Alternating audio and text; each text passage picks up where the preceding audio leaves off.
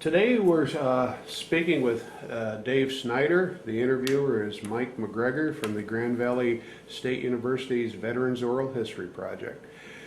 Dave, to start with, where and when were you born? I was born January 16th, 1949, Painesville, Ohio.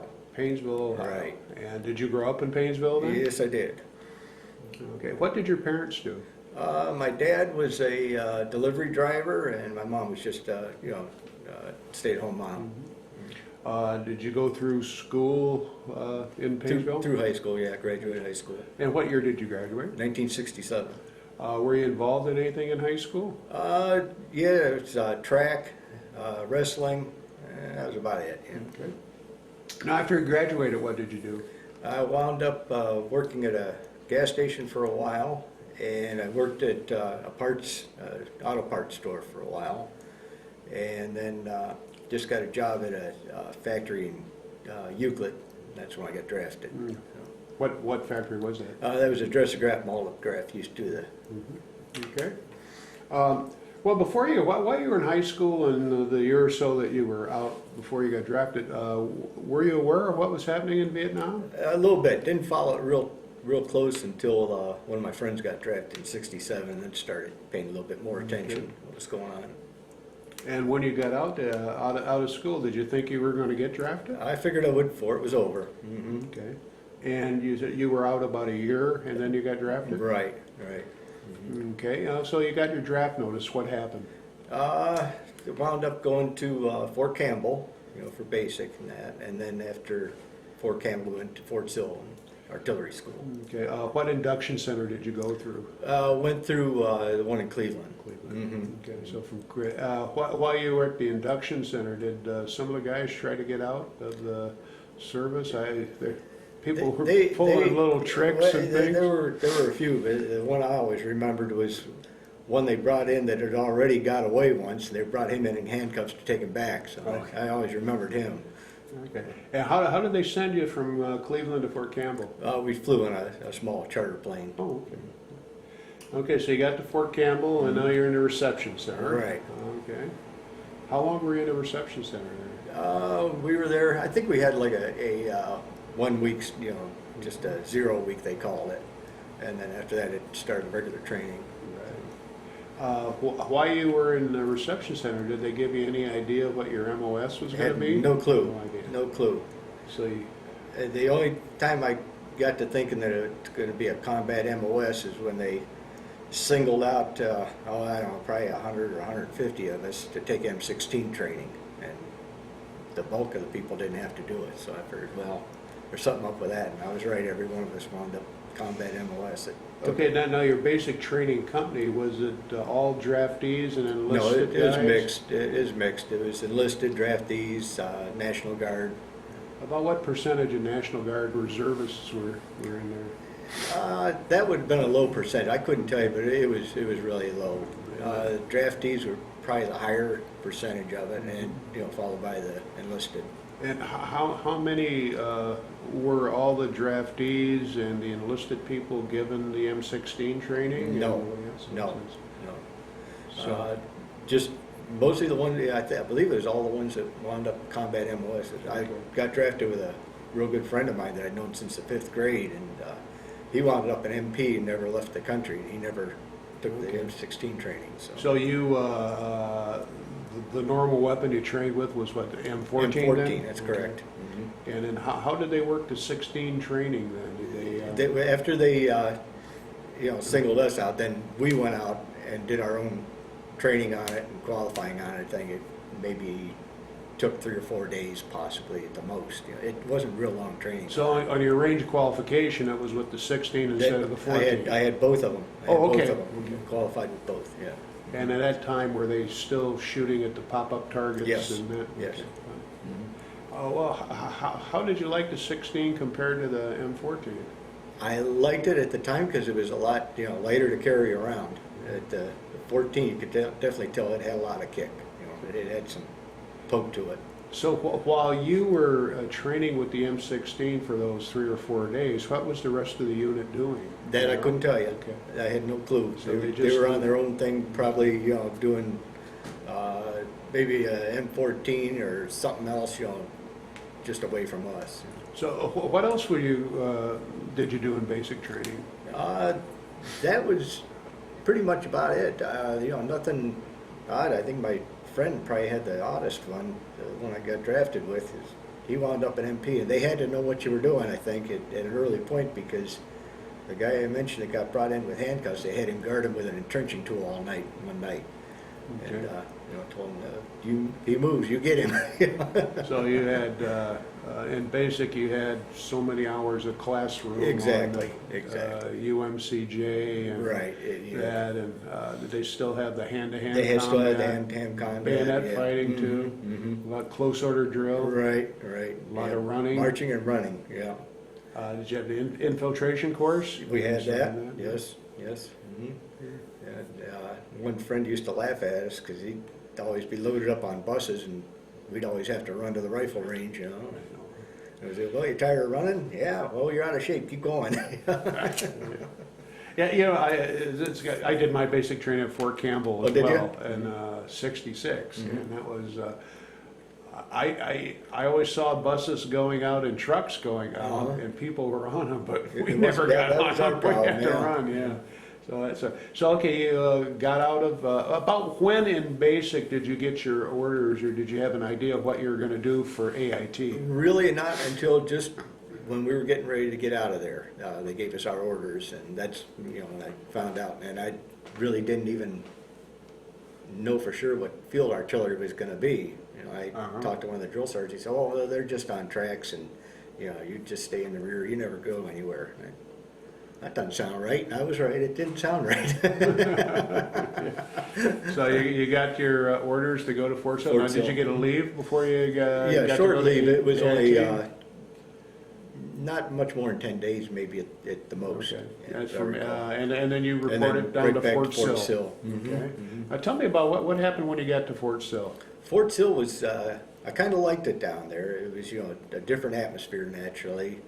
And when we got into the artillery, I was starting to, enjoy that because, I always enjoyed machines and things like that, So that was kind of fun actually. Kind of enjoyed that.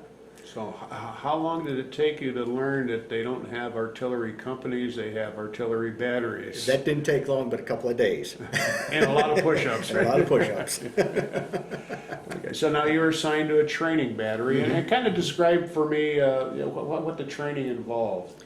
Mostly it was a lot of schooling, to go on, learn all about the gun, pieces, parts, and how it operated and that. And then, hands-on training, and then we do like bivouacs, or take the gun out, set up, and all that. Do firing all night long during days, and stay out a day or two, and then come back. And what kind of gun were you trained on? It was all 105 split trail, 101A1. Okay. That's what did you have to maintain the gun when you brought it back? All the maintenance, it was clean it up, constantly clean them, make sure all your bearing surfaces were clean. And in training, would they rotate? Would you have to rotate would to the rotate various jobs. positions Right, on the, like exactly. the gunner, assistant gunner? Right, and you that kind of performed thing? every duty, before it was over. Okay. And how long did AIT last? That was about the same as basic, about 8 weeks total. With the first week was just kind of a get acquainted, get dialed in, kind of a 0 week. They kind of stick you to the side in case you got some bad cough or something. Make sure it didn't spread around, I suppose. What was the makeup of your training battery? Where they still had a proportion of National Guard and reserve? It was some National Guard, but very few. It was very few. It was mostly the draftees and the enlisted guys. And between now thinking through basic as well as AIT, was there with the National Guard and the enlisted reserve, was there any tension between the draftees and those guys? Were they rubbing your nose in it that, hey, look, we're going home and you're not? At times, yeah, I think it wound up that the National Guard guys got it the worst of anybody, but the rest of us got our share, all did our share of push-ups. Every time you go into a mess hall, you had to announce, they usually take 5 guys, it's RA1, US2 or something. Every time I got up there, it was U.S., and as soon as I did that, they push them out. Yeah. Give me 10 or 15 and then 20, they go. 25. Yeah. I always used to, I did a lot, but I always did it with like an Italian accent and say U.S. Yeah, there you I go. got a lot of them, but that's neither here nor there. Okay, so you progressed in AIT and last about 8 weeks. And when did you get orders for your next career phase? Actually, they came around and they towards, well, I guess about the 6th week or so, 6th or 7th week, they come around and see if anybody wanted to advance into the other school, and a lot of us did it. It was just see a new adventure, I guess, is what I wanted to do. For a new school? What kind of school? It was for the the NCO schools, okay. and artillery schools, and you got to play with all the guns in that one, and I kind of wanted to. So do you that. got selected for NCO school at Fort Sill. Right. Okay. Right. And how long did that last? I'm trying to remember how many weeks that was now. I don't remember how many weeks that was. Where that was. Well, what 16. What did the training involve then? It was pretty much a little of everything. Mostly learning, about all the positions in the gun. Learning everything on it, especially the gunner's position and the section chief's duties. You learned a lot of that, and that was, I think, the biggest thing they pounded into you is making sure you had all the gunners stuff knew exactly what that gun was going to do. So what would the gunner's position involve? We had to, get the gun laid, set in a certain position, make sure it was all, dug in right, and that section chief did that too. Maintain the site, don't let it get away from you. You always had it.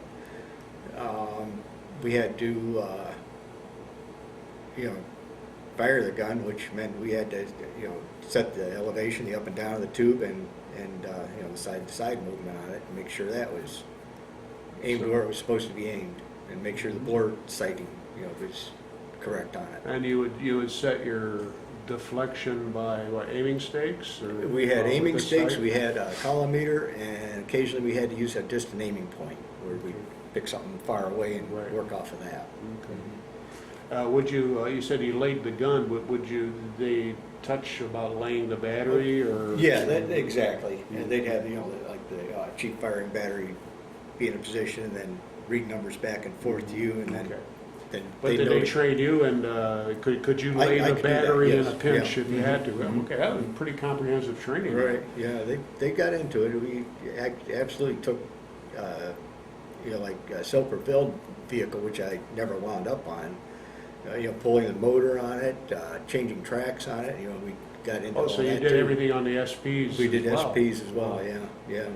All the artillery pieces they had at the Did time. they? we Did fired. you have any orientation or training on FDC or? No, Okay. that would have been somebody else, in Okay. that field, but no, nothing on that. So you went through. Now, did you get a promotion going through this to this You went academy? Were you to in- corporal, and then when you graduated from it all, you wound up a sergeant. And Sergeant E5, okay. So now your NCO training ends, and what happens? I wound up in a training battalion at Fort Sill for quite some time. It was the 2nd of the 2nd Artillery, and it was, I believe they were the main ones on post, did Okay. a lot of the shows and, the firepower demonstrations and that. So it was an active artillery battalion as opposed to a training battery? or It was, battalion? yeah. We did a lot of the firepower shows. Okay. We had one of our, say, trick shots or whatever it was. We would fire a high angle shot at one charge, and it'd be timed, and we had to crank the gun down and then fire direct fire and have both of them And hit at the both same would time. hit, yeah. Mhm. Very impressive when, Yeah, it was when you kinda do it neat, with yeah. a battery. Oh, yeah. You had to be fast. Yeah. Had to be fast. But that was our biggest thing. I kind of thought, the way things were going, that I might wind up staying there, but that didn't work out. So how long were you in that? I was there. I think I was there for about 4 or 5 months, I think. And you were 'Cause I didn't go a section chief? I was a gunner on that. A gunner, when I was okay. there. Yeah. I was a gunner on the split trail 105. Okay. So you were there for a few months, and then you Right, got and orders, then got orders just shortly after New Year's, I think it was. New Year Of 70. of 70. Now So you got first orders part for For Vietnam. Vietnam, right. I went home for, I think, a week maybe. Maybe Okay. possibly 10 days again, but no more than that. Okay. And then left for Vietnam in February. Did they have any at Fort Sill?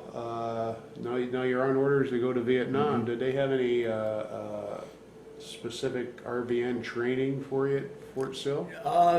There was some, but it wasn't really, intensive.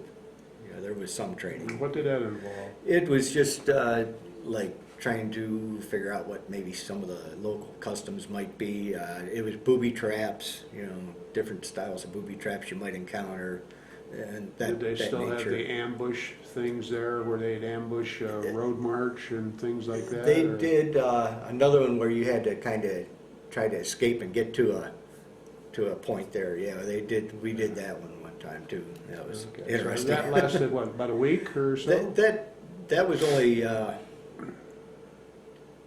Yeah, it was kind of off and on thing that they do that, Okay. but maybe about a week, where we kind of really set right into it. So, and your orders were to where? Just to a replacement company in Vietnam, or To did you know Cameron this- Bay, and then once we got to Cameron Bay, that's when they.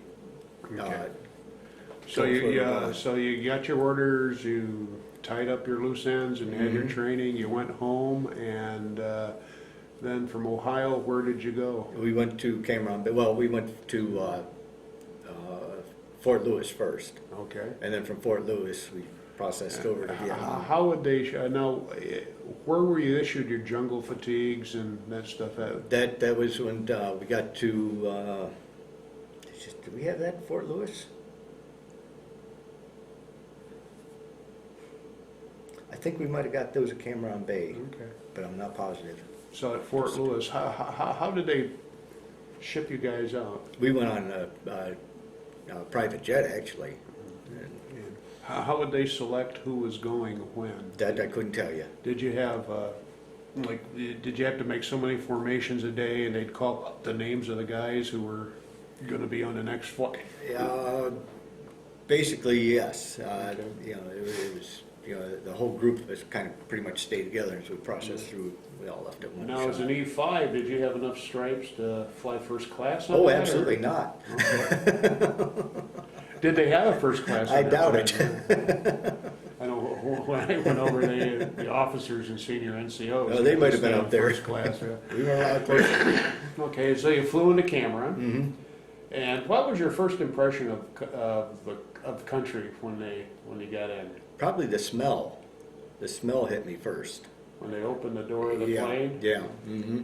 That's probably the first thing that got me, and then the heat, because it was pretty cool up in the northern part of Ohio and Washington at that time. Yeah, even Oklahoma. Oh in, yeah, yeah. December. It gets cold there. So the heat. So okay, they got you off the plane. So what happened with you there then? Let's see. We went. I'm trying to remember where we went. We just pretty much stayed as a group, and we went through all the in-country processing, and then once that was all done, then they read off manifests as to where we were going. It was, like it might be the 1st Air Cav, and they read off all these names. Well, then wound up, with the 101st, Okay. and then once they read that off, then we went to. Well, what was your thought about going to the 101st? Or I really didn't, think about it too much. at that point, you said, "How can they send me there? Well, I'm not that too, airborne." yeah. I said, yeah, I never. That just can't be. One of my friends from town was with me, and he says same thing to me. He says, "Well, this can't be. We never went to any airborne schools, did we?" And I says, "I don't remember doing that. No." I said, "We can't do this. We're not. This can't be." So we talked to this one sergeant. I said, "This can't be right." I says, "We never went to airborne school or nothing." He says, you're in the 101st now, enjoy it. Okay, so now you're at 100. Did they tell you what battery you No, were going to? no. Just a division I had- assignment, huh? Right. Okay. We got up into, let's see, we wound up at Fort Evans, you know. Camp Evans, yeah. Or Camp Evans, yeah. Wound up there. So you went from Cameron straight to Camp Evans? Right. Okay. We wound up, well, I think let's see, did we land? We landed in Saigon first. And then from Saigon, we went up to Fubai, or Camp Evans. Okay, so from Cameron Bay, you went to Saigon, And then, caught a flight up to Fubai, and then. right. And how did you get from And then- Fubai to Camp Evans? With truck. Truck, Took us on a okay. truck. And we got there, let's see, lost my train of thought there for a second. We got to Evans. They put us all, you know, in another classroom and that, you know, just orientation to the country and that. Put us in another class and they were talking about the medevacs and that. Flew one in, they had a chopper pad right next to it. And we, you know, they landed a chopper there. We got to look into a medevac, see what it looked like and that, come back into the class. And I kept looking at this plaques they had around the wall, unit crests. And I saw the one that was 2nd 11th. And I told my friend, I says, I think we don't want to go there. I think that's the 155 split trail that my friend was on a couple of years ago. And he says, no, it can't be. I said, I think it is. I said, I don't think we want to go there. So we went through all the school and that. They loaded us all up on a truck and we're going around the different batteries and that. How long did that schooling last? It was just a couple of weeks, you know. I think a week in country to get acclimated, and then a week at school, and then Kind of. you know, We call it charm school. well, that's about what it was, yeah. And as we went around, you know, I kept seeing all these nice little 105, you know, airborne models. And oh, those are really slick to fire. Those are 102s. I said, those are nice. Kind of low profile. Well, we but pulled they into were- the 2nd 11th, you know, and I said, man, I don't know. I think this is the one my buddy was in. And sure enough, I looked and there was, you know, we call it the pig, sitting up by a building there. And I said, this is it, man. We don't want to get off the truck here. I was the only one they called. So I got off. Just you, right? Just me. Yeah. So you had no idea where I you had were no going, idea what until unit I was you got gonna on the be truck with. and they're saying, okay, you get Yep. off here. Uh-huh. Wow. Yeah. I had no idea where I was going to be. And was this the battalion rear for the Right. for the battery? Right, Okay. yeah, back at Evans there. Did they have a firing position there? Was one battery back there? I think then, somebody or- was, but I never Okay, got you with them at didn't all. know that. Mhm. Okay. Yeah, I was only there maybe part of the day just to process in with them, and then they flew me right up to, or no, I'm sorry, they didn't fly me. I jumped on a truck and we went out to Jack because our battery was at Jack right outside the Okay. Evans at the time, or a short distance from there. And then after that, all our moves were by helicopter. Okay, so now you they take you out to LZ Jack, and you join Alpha, 2nd of the 11th. Yes, I did. And how were you received in the battery? Well, actually, there was a guy that I was with in AIT that was on one of the other guns. So I had some support there. But he didn't go to NCO school, No. so he got there. He was there before me. He was a veteran. He had Right, probably yeah, a he knew what was few going months on more. already. Yeah, okay. Yeah, so he, well, So what did you think of when you saw him? Actually, he did go to school, but he didn't make it. He Okay. got out after a couple of months there, or a few weeks rather. But yeah, when I saw it, I didn't think, well, that's not too bad. You know, guys are out in one section there playing volleyball and stuff. You know, this can't be too bad. You know? And then we weren't there real long. I'd say maybe 3 weeks at the most. I was there, and then we started. Okay, now you got to Jack, and were you assigned? You were assigned to a gun I was as assigned a to the third gunner. section as gunner. As a gunner, how many men were on a gun section? We had about 9, 8 or 9. Was that the That was authorized usually strength? Okay. the normal So strength. and those 9 were what? You had your section chief. You had a section chief, a gunner, assistant gunner. You had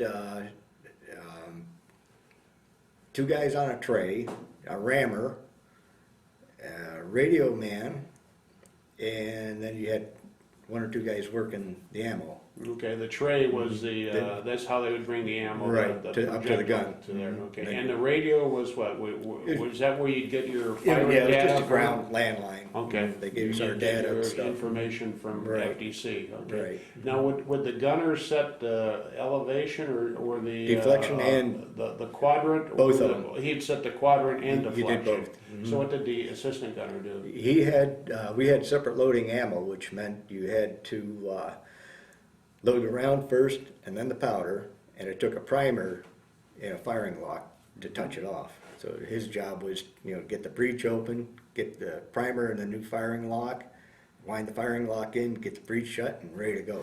And fire. How long would it take to load the 155 that way? It didn't take, actually, maybe a couple of minutes at the most. We could really go. We could, I think our rate of fire was supposed to be like 5 or 6 rounds a minute tops, and we were way over that. Okay. We were better than double that. So the strength was generally always 9 men on a gun.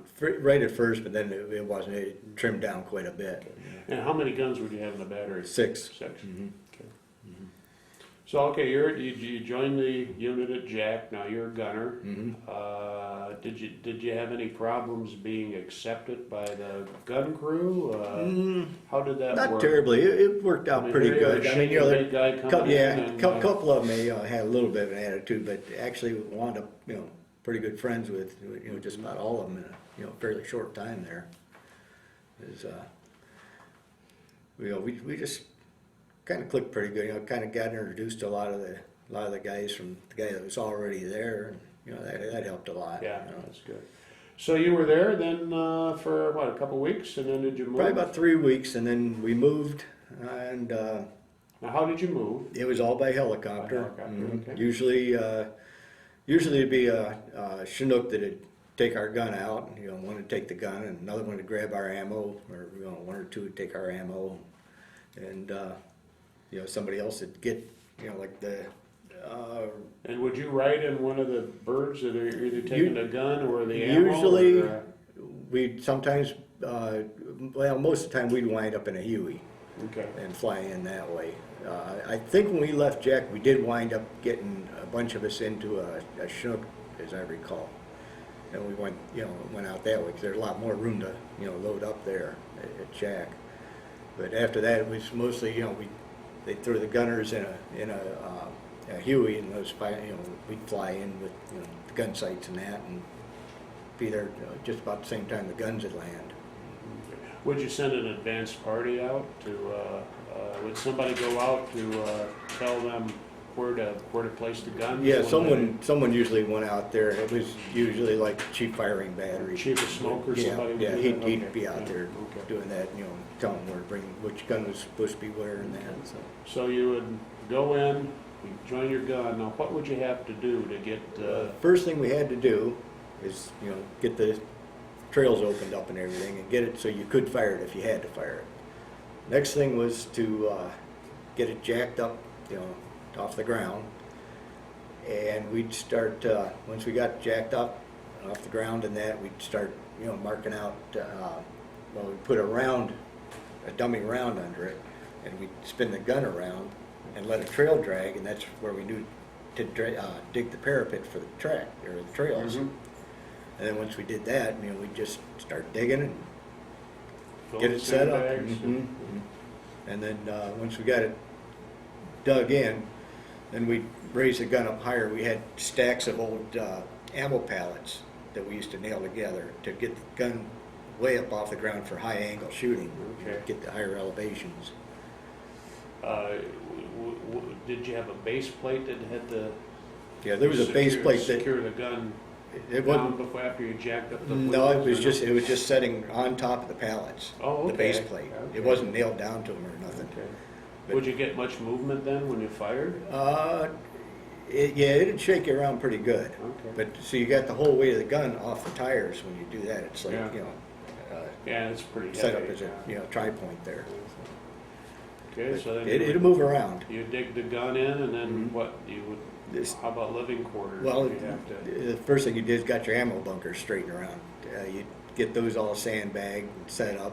Then you'd work on your living quarters once the gun and the ammo and everything was secured. so you had there were a few fairly, very busy days. You had a long day to get all that set up. And, well, I'm just curious, what would you do with your excess powder? A lot of it we'd burn off.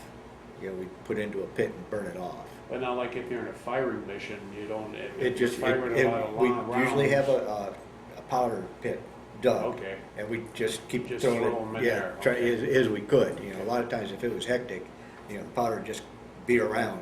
And Did you ever have any accidents with the excess powder? No, actually, we never did. It always, you know, everybody kind of knew what was going on with it, and it was always tossed away from the gun, you know, okay? And it was into an area where we weren't using.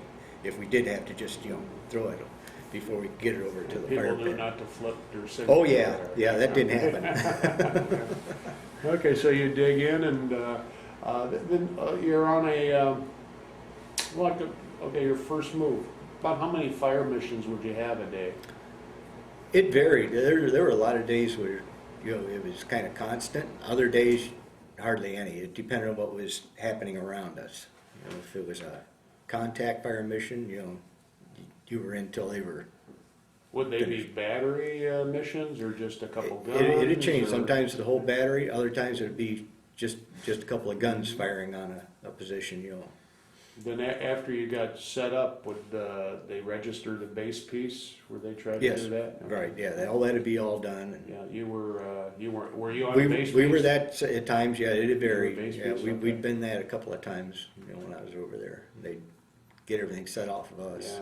Yeah, and when you get a fire, if you got a battery-sized fire mission, would the base piece be adjusted in and everybody else Then everybody- shoot, or how yeah. would you do that? Mhm, Okay. mhm. Yep. Yeah, that's. Okay. Now, 155. How much did the projectile weigh? The HE rounds were 97 pounds apiece. Our firecracker rounds were 115 pounds apiece. So it was, you know, you got your daily workout. And on the HE, did you have a fuse option? We had a lot of fuse options. We had a time delay. It was on all the normal fuses, or else quick, you know, for The point point detonating, detonating. or We or had, you could switch that to delay. You're right, all it Okay, was is okay, a I screw understand, on it. Yeah. We had a time fuse, and we had a VT fuse, which, you know, picked up distance Mhm. and would go off. So those were our basic three types of You had fuses. HE rounds, you had We had- firecracker round. What was a firecracker round? That had a lot of like little bitty grenades in it. We'd set a time fuse to that and launch it usually, you know, high angle, you know, with a low charge, keep it close to our perimeter, and it'd pop the base plate off the back of the round, and then all these little firecrackers, little hand It grenades. was like would a drop cluster down. bomb, right? Yeah, Exactly, okay. exactly. Mhm. And they'd come up. And Hey, they- did you fire those, Matt? We fired them a lot, Yeah, yeah, okay. yeah. Granite, Gladiator, and Ripcord, we fired a lot of them. Okay, so you had the firecracker, you had your regular HE. Did you Mhm. have WP rounds? We had WP, we had smoke rounds, you know, we could fire smoke. You know. Now, do you know what the process on a fire mission was? First, did you have to fire first round smoke, or? It was usually a WP or smoke round you'd fire first, and, you know, set it in that way. That was unless it was already a pre-shot in target or something? Yeah, yeah. Yeah. So the typical day, now obviously you have 9 guys, hopefully 9. Yeah, most time it on wasn't. your gun crew. Well, most of the, what did you get down to?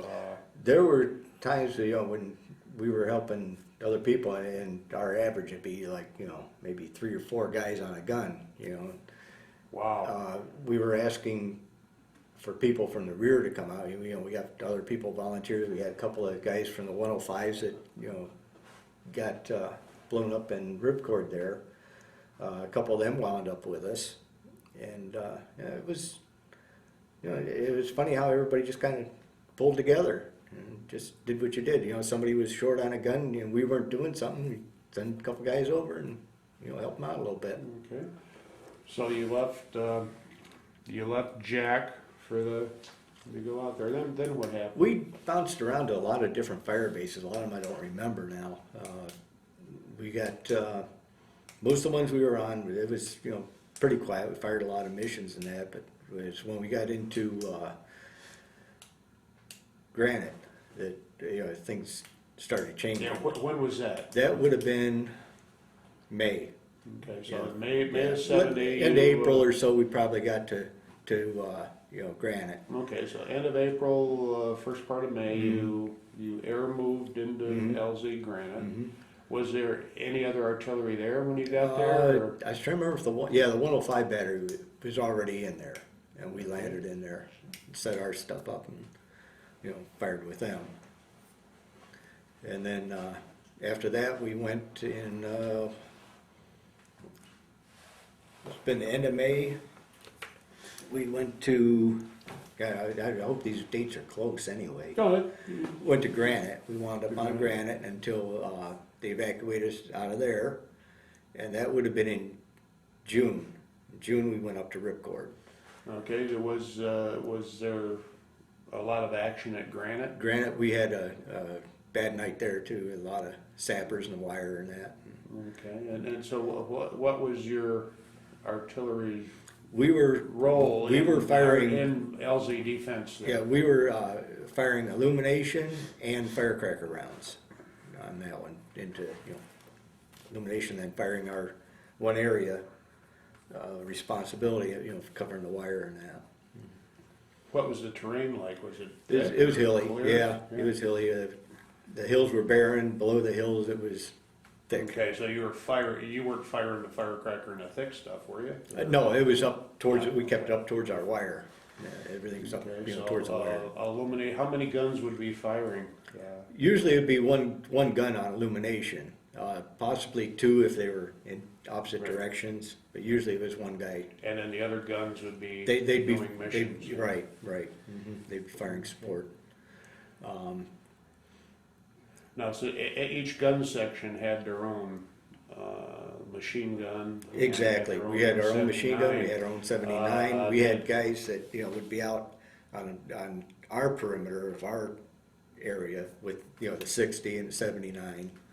And So some of your gun crew would have to secure that part of the perimeter in case. And we actually did let the infantry guys who were right below us borrow our M60 because theirs broke down, and we said, well, here, use this, but make sure we get it back. You know? Yeah, amen, yeah. So they did. They gave it back to us, you know, in the morning there. But Okay, so on Granite, you had that one night that you were attacked. Do you have any idea what the size of the opposing force was? no, I don't. Okay. No, I don't. But it was a pretty good size. That's all I can say. Did You know, any- they were in the wire and that. And, you know. Okay, did the batteries, did your battery or the 105 battery suffer any damage or casualties? One of the guys that I knew that was there in country before me, he was wounded on Granite there. I try to remember what section he was in with. He's in section. I want to say he was in section 4, but I'm not positive. Of your battery or the 105? Of our battery. Okay. Okay, so you were there, and even before we get into Ripcord, what was a typical day like? I mean, you'd have fire missions, but would you have to shoot H and I's at night? How there much was sleep H and would I's, you yeah. get? We'd post a guard like everybody else did, you know, for an hour or so, and he'd just go around, you know, do his thing, wake up the next guy. But there were a lot of nights, you know, usually you didn't go to sleep right away. You know, it'd be 11, 12 o'clock before you even could fall asleep. And if you did, you never slept the whole night because at some point there was going to be a mission of some sort. It would always seem so. You know, sleep you just got when you could. So like H and I's, would you just have 2 or 3 guys do it? And, No, you had to have the whole crew out. section out. Yeah, The whole yeah. section. Okay. Yeah, because you know you had to have somebody fusing rounds and cutting powder, and one guy on the radio, and we could usually do it with the two guys on the tray and one rammer, the gunner, and the AG. So, 6, 7 guys, we could handle it pretty easy. And, okay, 90-some pound projectile. What was the range of the 155? Well, we could fire up to about 15 miles. Okay. But most of our firing was in closer, kind of lobbing over to a backside of a hill and things like that. So a lot of high angle. A lot of high angle. Okay. A lot of high angle. Okay, so now you left Granite you had that one bad attack at Granite. And then moved on over to Ripcord. You went to Ripcord, and now, That was in June. that was in June. How long had Ripcord been there before? It you had got been there. It had been there quite a while. It had been, we kind of knew it was there. I'm saying towards the end of March or April, we knew, because we fired a few missions over that way, But So, as far as Ripcord, I had no idea. so did just you another have fire any, base. did you have any preconceived thoughts or something when they said you guys are going to Ripcord, or? Not at all. Not at all. Were you the only battery there then, or were you replacing someone? 105s were up there, and then we came in. I don't know who was Okay. there before us, whether it was C battery, B battery. I don't think it was B battery, because I think they were over on maybe Henderson or something. Okay, so you either were the first 155 unit there, or you replaced somebody. Right. I don't know if, for sure if we replaced somebody or the first there. That I couldn't tell you, but So nobody was there when we why got don't you there. talk about your Ripcord experience there then?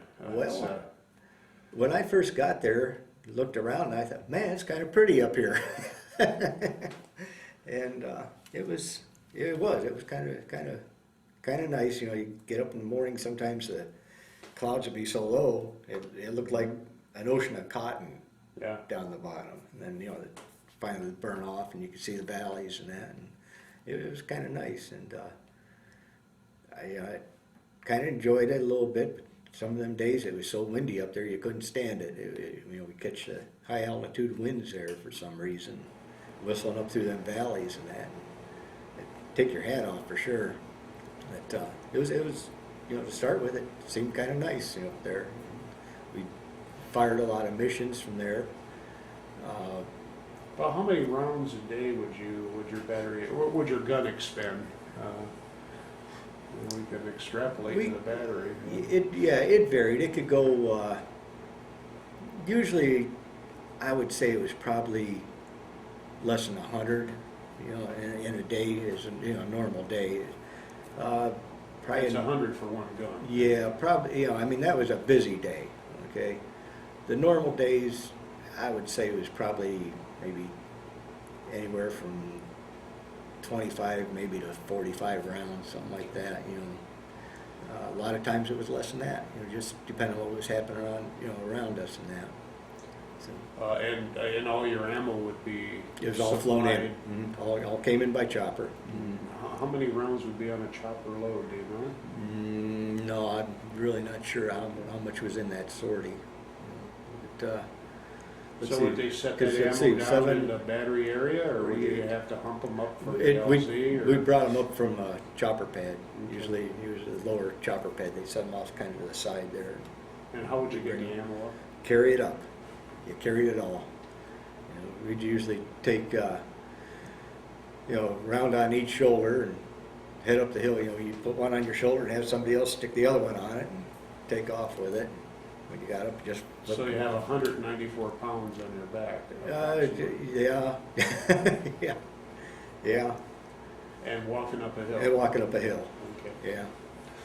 Okay. So, when were you first under fire at Ripcord? Ripcord, that was January 1st. But, my gun and 2 others actually got on a little mission to fly up to a base called Shepherd. And I never did know what that was about until a few years ago when I talked to someone. Talked to Fred Spalding, actually. And what it was a gathering point up in the north where I believe he said there were like 2 rivers came down to one or something. It was like a triangle area, and that NVA were gathering there.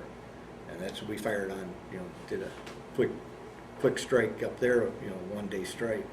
So was it just like an artillery raid? You Just went a in for raid. day and Yep, shot? just a shot raid. a We lot, yeah. went up there and, landed in, the afternoon, fired all night, on that. And they loaded us up the next day. We packed up, hurried out of there and right back to Ripcord and then took our old position up. And that was in June though. That was before things got hot there. It was probably, I'd say probably a week before, maybe. Okay, so now you're on Ripcord, you were just doing regular missions and that kind of thing. Now things really heated up. On the first, it got, the first rounds hit. They had What was coming in? Could you figure it out? mortars, and somebody said 122s came in on us. A lot of mortar rounds come in. 82s? There were 82s. There was some CS, some gas rounds that come in there, and that was. Looking back at it, it's funny now, but it wasn't then. Everybody was looking around for their gas masks, had no clue what they did with it. They're in the bottom of a duffel bag stuffed somewhere. We weren't ready for that. I know, yeah, that's impressive. So, okay, so you got CS. How did you guys react if you couldn't get your mask? Or?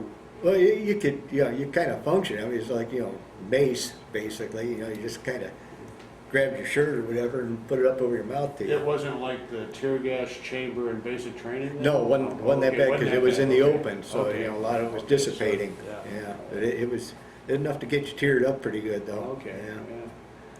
But and we could see where one of them was coming from was over on that mountain that was down past us, and they had us trying to, it didn't make sense to me at the time, and it still doesn't. They had us trying to lob in rounds, HE rounds on it with a charge 1. So, you're doing like a long court basketball shot trying to hit this you're target. Just lobbing, yeah. Yeah, and it didn't make sense to me. Everything I ever learned that was common sense is you put something into, most direct route there is a straight line, so I don't think we ever hit it. But FDC was just calling in charge 1 for Yeah, I don't know whose call that was. Whoever got the target. It was trying to, you're trying to do a direct fire with a charge 1. Oh, and you could have engaged it with direct fire? With direct, we could see it. That's what they had us doing, is trying to hit it with the guns with no data, but with a charge 1, I mean, that's like a shot in a million trying to do it that way. Well, how high do I have to have this to get it over there? It's like a long court basketball shot. Well, eventually, I mean, could you? With a charge 7, you could have aimed just above it. Yeah, and it wouldn't have, were you able to deflected quite so much. adjust in your fire then from the fall of shot? Or? We keep trying to adjust, but it was such a long, odd shot to try to do that. I don't think we ever got that close to it, to tell you the truth. Wow. But, and you could see the fire. Oh yeah, you could see the puffs of smoke coming out over there. Because I crawled around there, from our gun. I went up, over a bunker there. I got up on top of the bunker and I could see it puffing up there. And I said, "So they're right over there," And so we turned over to him. I trying to remember who was out there with it. It might have been our chief firing battery, so smoke there. I told him, I said, "You watch over there. It's going to puff," And it puffed. And I think that's who it was I was telling to. I don't know. It was like kind of chaos right then, controlled chaos, let's call it. But we're trying to hit that thing with a charge 1. This isn't working, So you had a lot of incoming come in? And, yeah, we had quite a bit that day, and then were you firing a lot of counter batteries effectively or right. Then ineffectively? we started, adjusting in, trying to, come up in areas there. So once that happened, then we started laying in some stuff around there. But the initial thing to try to hit it like that was crazy. That wasn't going to happen. So that always made me a little irritated, that it went that way. But did you ever ask anybody? Why did you ask the chief of smoke or somebody? Hey, no, how come we can't hit sometimes it's better to keep your mouth shut. Or did you put a charge 7 in there and say, "Oops, I forgot"? Yeah, no, you couldn't do that. Oh, okay. Yeah, that'd go a little too crazy there. I mean, you had to know you did it. So it's quite a difference. But that was probably the biggest thing on that. Okay. And then so that was the first real that was the first day day. you were getting it. The very first day. Was that then Then what Then it was happened? every day. It just continued just kept, every yeah, day it just under kept fire? snowballing, getting more violent, more. And were you losing people? Oh yeah, and guns yeah, we were then? getting injuries. You know, one of the guys took shrapnel to the back, and got him out of there, and we kept shuffling people around different jobs and that, and you just kept moving on and doing what you could. So now at this point, there's obviously a lot of contact and a lot of counter battery. How many rounds a day were you shooting? There were times we had to be, close to 100 rounds, 75 to 100 rounds on certain days like that. And was supply a problem? At you times, getting yeah, rounds in? because of the the choppers getting shot down, and they wound up that unless it was really a close combat mission, we had a quota that we were allowed to fire. It may have been dropped down to 25 or 30 rounds at some point, A day? because of the lack of supplies coming in, and what that amounted to, as I recall, was just a lot of the harassment missions were absolutely cut out. Unless it was a contact mission, we kind of trying to conserve ammo. Yeah, so you you scrubbed H&Is and a lot of and the odds and ends like that got passed off to other hills to control that. But yeah, a lot of the I used to call it the BS missions. They kind of cut that out on us, and it was mostly our own. Okay, during Ripcord, can you remember what the lowest point in ammo was that you had in your gun? Was it 25 rounds or more or less? Or? Yeah, there was a time. I don't think there couldn't have been 30 HE rounds in that bunker at the one time there. But then we got resupplied, and we actually right before we got out of there, we had quite a bit of ammo. And what was your basic load requirement? What should you have had? We should have had at least probably about 50, 60 rounds ready to go, at the lowest. So now you're having to hump ammo up from the LZ. Now you're under fire. How did that process go? Well, you just took cover and then picked up and started climbing again. Yeah. Try to find a spot that was lower than your belly and go for it. And this went on how long? That went on for 23 days. 23 days. Pause right here because this tape is about shot. Through the 23rd. During your time at Ripcord, do you feel you had adequate supply and adequate provisions to do your job? Not all the time.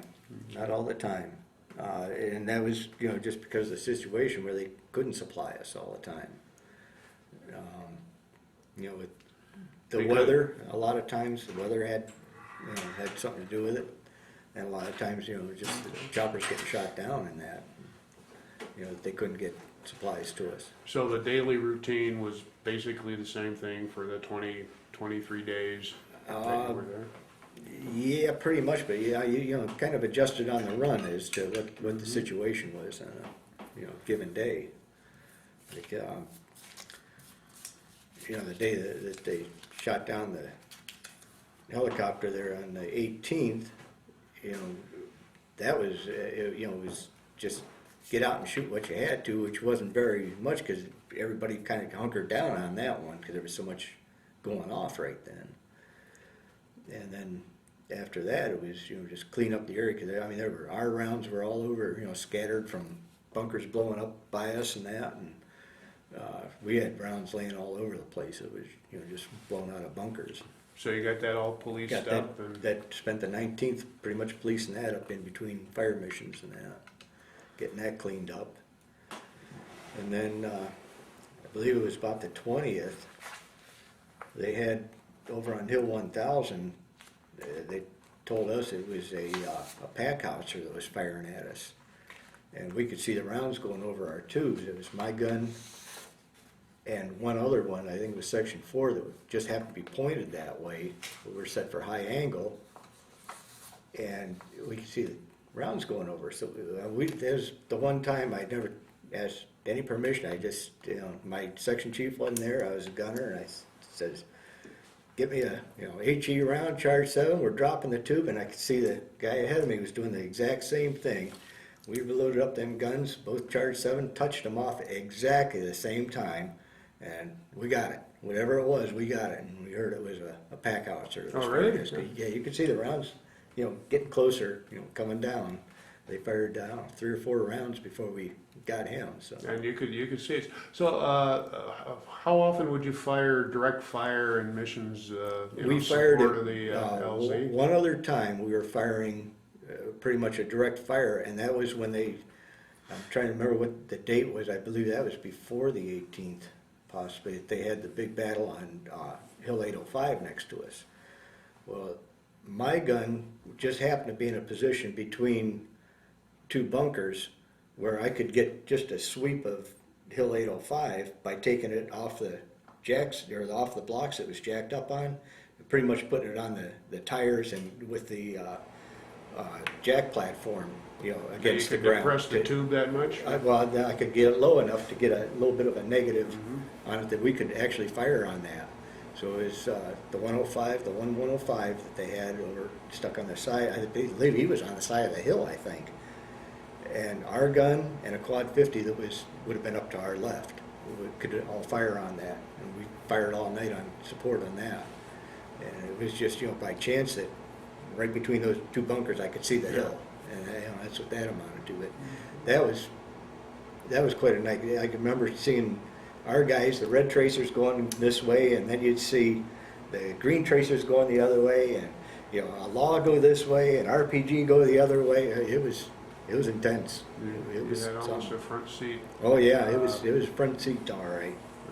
But yeah, that was quite a night there, and it was continuous. We were getting incoming all the time, trying to knock us out, so we couldn't fire on them anymore. It was pretty good. And I think they did get us. They finally did get us some data where we were actually firing where they needed us, because it was just a general area kind of behind them to keep people from coming up at first. And then they did get FDC involved in it, where they were actually getting us pointed in spots where we could, shoot direct fire down in there. Oh, you could, yeah. With a controlled charge and everything going in through the gun and that. So the first few rounds that, we were firing was a direct fire, behind them. We didn't do that on our own, obviously. Right. It's just FDC on. And I don't remember who come down and said, "Yeah, just shoot it back over there." Okay, so we did. You love that, right? Oh yeah, until they got they got that dialed in, and then it was all on FDC then, and we were running off the site then after that. So. Yeah, well, I think you'd have to be kind of careful. Oh yeah, it was danger close. Platoons Yeah, all over that's the what they place. call danger close. Yeah. Is where we were firing, and we had a 50-meter bursting radius, and Mhm. we were getting pretty close to 50 meters on them. I'm pretty Wow. sure it had to be exciting for them down there when we touched up. But they needed help, and They loved you. we were there for them. That was our priority. If they ever said, they always tell us it was a contact mission. We ran, we hustled, and it was like right now, and double checking everything, making sure everything was right. Because a lot of times it would get that close to them, and the 155 was one of the most accurate guns that they had right then. It was, Would on those kinds of missions, would somebody double check your quadrant and deflection setting? sometimes the section chief would, Yeah. but I don't know. Sometimes our section chief was, let's just say, missing. Okay, we'll leave it at that. So I was kind of checking myself, and the one guy that did have a little experience, I said, "You see me? You see anything that doesn't look right, say it." We just left it at that. That's basically about how that. Did you ever have any problems where you couldn't understand what the guy on the telephone was telling you? No, he was. He would give you I knew what he was quadrant, doing. Yeah, he'd give yeah, you he was quadrant good. deflection. Yeah, And yep. Didn't Knew exactly. didn't He was. slur his words or No, anything. Okay. He was right there. Knew exactly And what was going on. Was a protocol? He would give you a quadrant setting, and you would I'd read it back. and you'd repeat Yep, it. As and he'd same say, thing and with- then he'd say check or something. Right, Yeah, okay. right. Same thing with, the guys doing the fuses, guys doing the powder, it went right down to the, lot numbers, and that was even a double check on that, Yeah. so. So, your daily routine at Ripcord is Duck and fire. firing fire missions and being the subject of fire Right, missions yeah, from yeah, the other yeah. people. And then the decision was made to leave Ripcord. How did you guys feel about that? Well, to back up first, we lost some good people there. Lost my lieutenant, who was our commander then. He was the best guy that we ever had there for commander. I mean, the best. Would have followed him to the gates of hell. And what was his name? Jim Kelso. Well, actually, Bob Kelso. It was James Art Kelso. He went by Bob. And he was an offensive guard for the Buffalo Bills. Okay. I don't know if anybody Remember knew the that. name Kelso. Yeah. And I'll tell you, he was the nicest guy. All he talked about was his family. He would go into competitions with this other gentleman, this David Johnson. And they would have competitions carrying powder canisters. Now, we'd go up the hill and, some of us would carry, one on each shoulder and then maybe one across the back. They would have 6. They'd have one on each shoulder, and then they'd pyramid the back, and they'd have competitions. You carry 155 rounds or just a powder? The powder. Well, powder canisters are pretty heavy too. How much did powder? They probably went. I'll bet you close to about 60 pounds apiece for the Okay. powder canisters loaded up. So I mean, it's quite a bit of weight. So he would be humping the ammo with you Both guys. of them. and- Yeah. Oh yeah. They get into a competition. They were riding. They were a lot of fun to listen to them. I can. No, you can't. I'm going to get you this time.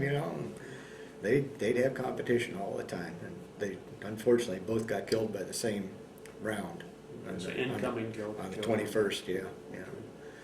So, and that was bad because I was very near the David Johnson when he got it, and I've just watched him, Yeah. die 1,000 times in my head. I just felt so bad for that guy. And I carried him down the chopper pad, to get him. And me and another gentleman, I couldn't tell you who helped me. I was having trouble getting people to help because it was a little tough getting down there and back safely. And I don't blame him. I mean, it wasn't a good situation. I wound up good friends with his sister and I met 3 of his sisters so far, Okay. and hope to catch the rest of the family this coming spring. We're going back to Texas, my wife and I, and Okay. want to meet up with them in Arkansas. So, but yeah, he was a Okay. good guy. But on the 23rd, it was almost couldn't wait to get off of there. But at the same time, in the back of your mind, it was like, why didn't they let us finish this? Get us some help and finish this thing. It's, they tried awfully hard to take that hill. We never let them have it. So, Right. So you left. Were you able to extract all your guns? we got all the guns out first. We had them all packaged up real early in the morning. We actually fired the gun all night long at a low angle, and they gave us an area to cover, up, down, left, right.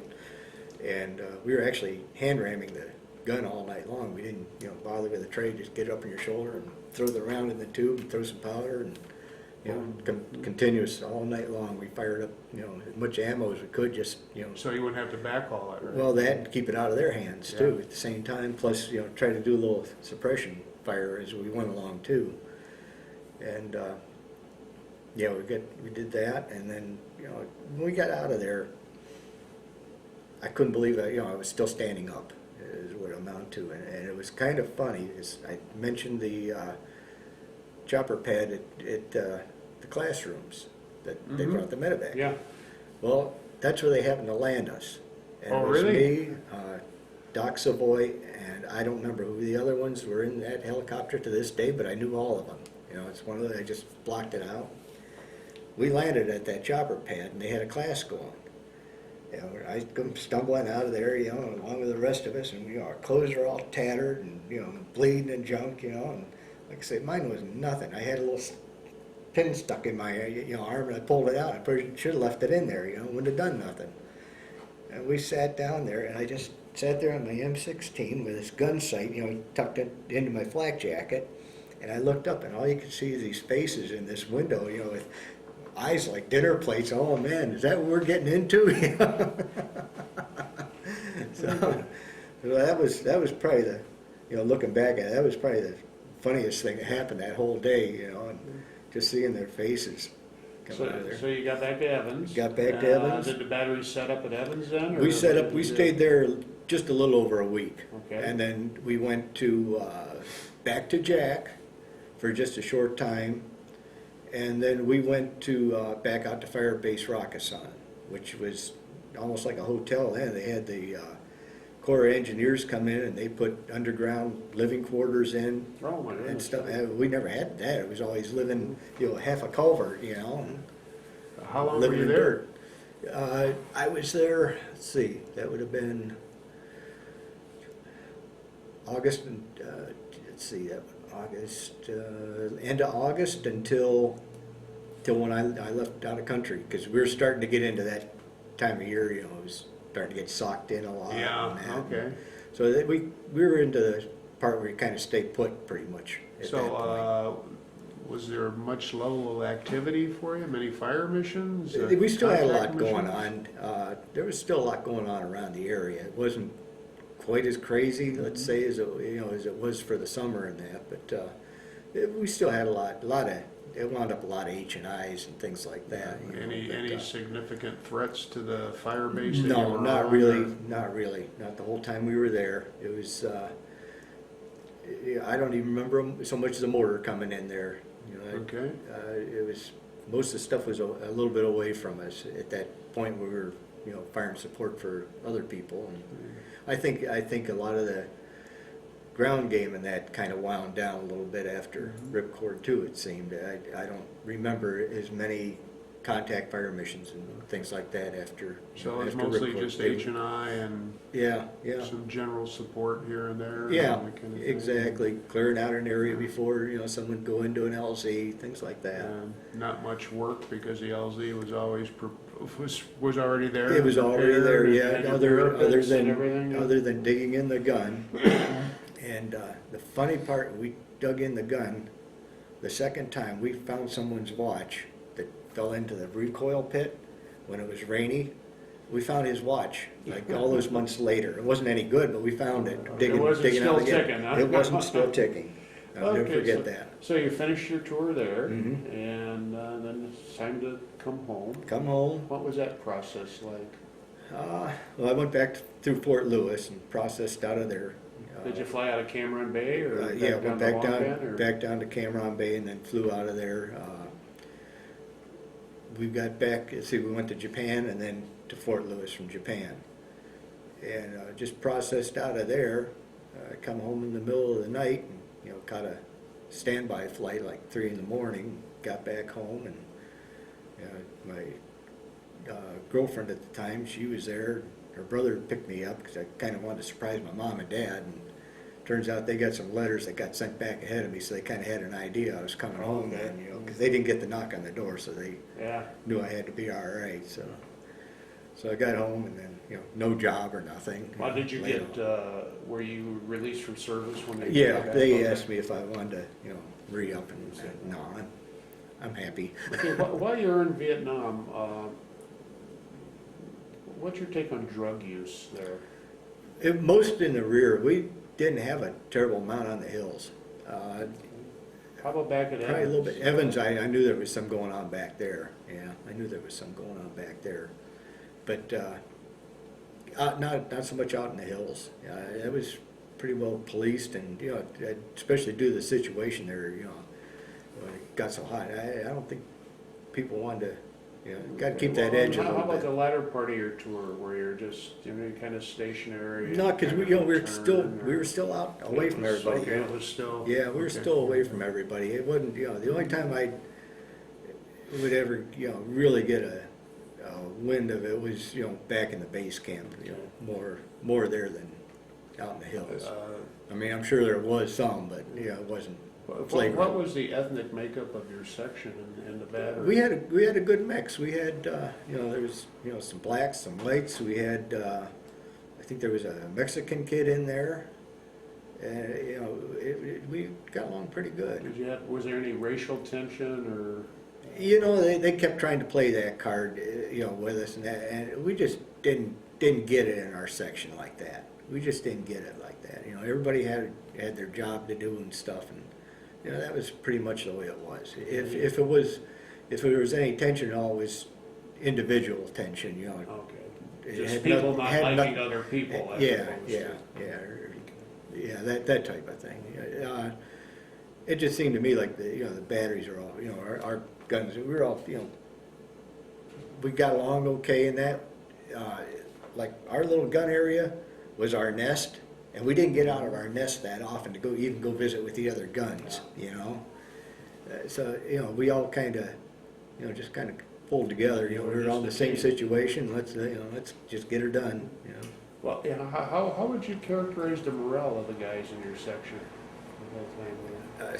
Sometimes good, but a lot of times it wasn't that great because we just didn't see any end to anything. It just kept being the same thing all the time. Just hump the ammo, fire, don't Yeah, see any consequence? yeah, same thing every day in, day out. Go do the same thing. We did get together for some card games and bull sessions and things like that. That were those are always fun to do. In between things, but yeah, there was we visited a few guys. On the other guns that we get to know. Like used to go down and see this. Mike Renner, and he'd come up to our gun once in a while, and then we were really close with the guys on Randy Burdett's gun. Because they were always, right next to us. It always seemed that we were always together right there. The other guns, they kind of spot us around in different positions at times and that, but it always seemed like our two guns were right next to each other. Yeah. So we did get pretty close with them guys. It seemed. But, Well, Dave, hey, I appreciate your All talking right, with well, I us. hope I You helped had you out a little bit. Great story, and you certainly did help us out. Thank you very much. all righty. It does serve me right for assigning.